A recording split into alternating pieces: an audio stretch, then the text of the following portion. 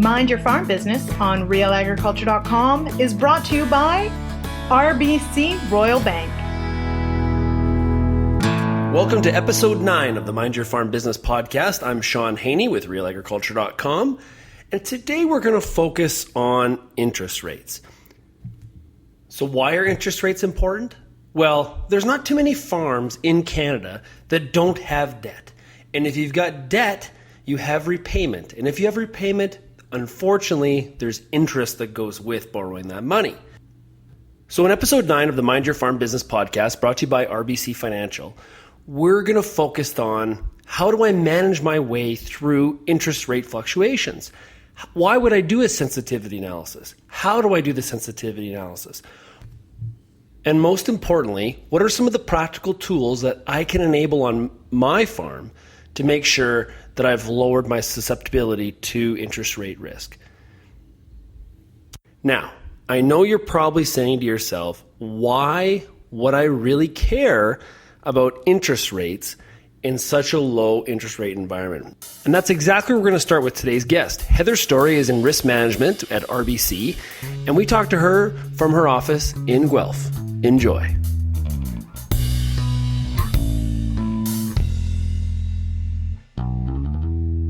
Right now we are joined by Heather Story. She is in the risk management department at RBC. How are you doing today, Heather?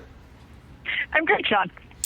Heather, interest rates. Now, this is kind of an interesting topic from the standpoint of we've been sort of surviving in an environment that involves very, very low interest rates. So we've heard about the 80s and high rates, and that seems like a long time ago, and it kind of is. Why should we even be concerned about interest rates when they're so low? Well, I think you're completely correct in saying that after a period, really an extended period of very low rates, it's easy to become quite complacent and sort of consider this to be the new norm. Certainly talking to clients, many times they really aren't looking beyond perhaps the rates we've seen for the last 18 or 24 months. But I think that if we do any research at all, or we rely upon history, we do know that today's rate environment isn't going to exist forever. And so as a prudent manager, we want to take a look at how well positioned we are for when that day comes that rates do change. It may not be the rates of the 80s that we hear about at the coffee shop or standing around the tractor chatting with our neighbor, but we are going to have changing rates at some point in the future. And doing some analysis around that and knowing your farm's position, I think, is still a very valuable tool. You know, it's interesting. You mentioned new normal, and we hear that phrase a lot when we watch, whether it's CNBC or an ROB TV. People thought that $100 oil was the new normal, or that a par dollar was the new normal, and obviously that's changed in the last 12 months. So why would interest rates be any different? Exactly. And I mean, I think on the farming front, we've seen that talked about with regards to commodity prices as well. And we're seeing some variability introduced there. And I think based on what you just said, those things all add up to point out that farmers are going to continue to face volatility, whether it's around general economic conditions or more specific to the farm, things like how changing oil prices impact your input costs and the cost of producing your crop. So there is going to continue to be volatility and risk to farmers. And my thinking on it, and I think for a number of farmers, is that the more information you have and the more you manage those risks, the better positioned you are for the future. Now, I don't know many farmers that don't have debt, and when you have debt, you have to deal with interest rates. So when we look at interest rates, how do we do sort of our exposure evaluation or a sensitivity analysis? How do you go about that practice, sort of evaluating where your farm stands in this regard? Well, sensitivity analysis, certainly we read about, and it sounds complex and difficult, but I don't think that's the case. And certainly as a producer, you can make a decision how complex you want to make it.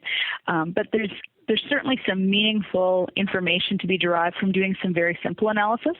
What I would recommend for most farmers is to take a look at really what your core debt amount is. So what amount, there's going to be variability with your operating line depending on seasonality and where you're at in your production cycle. But take a look at the average amount of debt that you're generally carrying.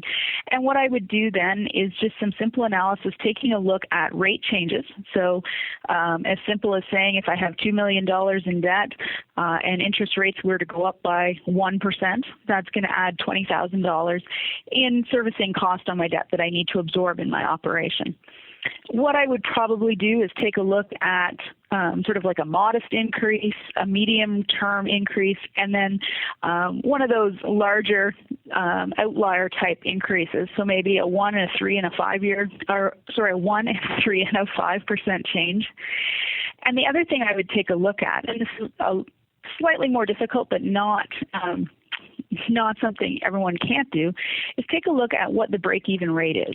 So how much could rates go up before I couldn't comfortably make my payments? And does that sort of analysis surprise you that maybe you're in better shape than you thought, or man, I've got to make some changes just in case? Well, I think that's going to we're going to see that happen on both ends of the spectrum, depending on the individual operation. All clients are going to have very different set of circumstances, and I think it's valuable information regardless of which group you fall into. So for some people, they'll take a look at it and say a 2% rate increase is going to mean about a $40,000 increase based on my debt load. And when I take a look at that, I could continue to service those payments, to continue to make the family living draws that I do out of my farm. And I'm still going to have some surplus left for contingencies that arise or for down payment on capital replacement, those kinds of things. And they take a look and say, well, that's a very manageable situation. I really feel pretty comfortable with that. For other people, it might be the opposite. So obviously everybody's farm and situation is different. So you can't provide specific recommendations for all of our listeners, but how do they evaluate fixed versus float rate loans in this sort of situation? Well, it is going to be very individual based on every client. Essentially, each client has a different financial position, and each client also has a different risk tolerance. I sort of, when I was working directly with clients, what I like to talk to them about was what's their how can I sleep at night test.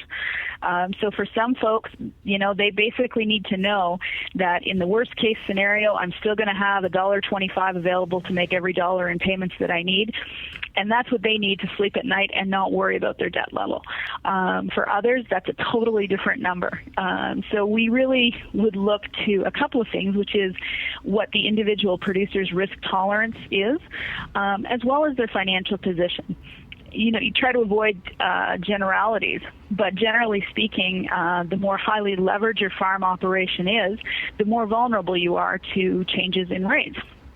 So if right now we're in a low environment, but let's just say we decided that, okay, if rates doubled in the next 12 months, not likely to happen, but let's just use it as a scenario, and you decide, boy, I'm really going to have some troubles. What are some of the things that you can do to minimize your exposure?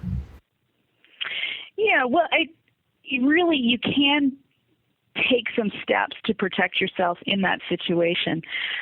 There's a few things you could do. You may look at using a combination of fixed and floating rates so that you do have some of your core debt amount at a fixed maturity. So you've guaranteed a certain fixed rate for a period of time into the future. And what we would probably advise you do in that case is take a look at the maturity dates of that debt and perhaps divide it up. We would call that laddering the risk. So you might have some money which comes due and has to be renewed at current rates 2 years from now and 3 years from now and 4 years from now and 5 years from now, where you're really spreading out your risk of having money come up for renewal at what could be a higher or lower interest rate environment. So you're really spreading out your risk that way. You may also really want to have a disciplined strategy around hedging rates as well. And that can be a more complex product that can do that. And that's something that producers should explore with their financial advisor. But certainly it's not unlike marketing crops in that if you have a disciplined program to it, you may not always sell at the top of the market or lock your rate in at the lowest part in the market, but you can manage that risk and hedge your position. Now, you could go to any coffee shop across Canada and this morning, and there probably is a lot of discussions about interest rates. Is the Fed lowering? Is it raising? What is going to happen, and the impact on the dollar and my farm and all these kinds of things. You talk to a lot of people about risk management and interest rates. Is there sort of a misconception that is common out there from when you talk to farmers about interest rates and risk management? I think probably one of the most common things is the producer taking the stance that they are fully vulnerable to changes in the marketplace in terms of interest rate. And what we find our best producers will do is they will take a very proactive stance in managing their interest rate risk. And I think that's probably the most common thing we're going to run across is people who are more reactive to interest rate changes versus being proactive with it. And there's certainly some things you can do along the way to make sure you're in a better position, even with a good hedging program around the interest rates or where you're diversifying the maturities to spread the risk out. Farmers still will be vulnerable if there's a long-term interest rate increase that persists for a period of time, but there's still ways to protect yourself in that environment. And that really comes down to how you've structured your balance sheet on the farm as well. So you can, by having an appropriate balance sheet structure where you have some liquidity built in there. Liquidity is your friend because it will help bridge periods of time if there is a shortfall or while you adapt to higher interest rates. And the other thing producers can do is keep some flexibility in their balance sheet so that if we do come into a period of very high rates, and they can reduce their overall debt payment load by restructuring their debt, extending amortizations. There's still flexibility in there. So really flexibility and liquidity are the best tools. Heather, thanks a lot for joining us today. It's been great talking about interest rates, and hopefully we'll get a chance to talk again in the future. Great. Thanks very much.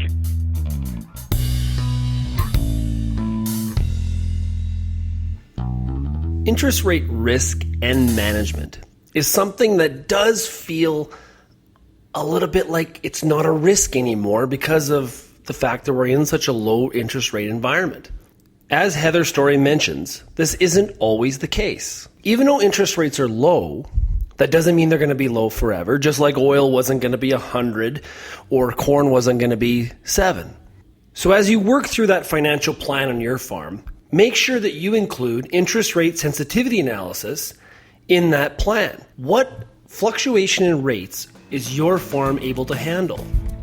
I hope you've enjoyed this episode of Mind Your Farm Business. A very special thank you to Heather Story from RBC for joining us, and we'll talk to you in episode 10. See you then.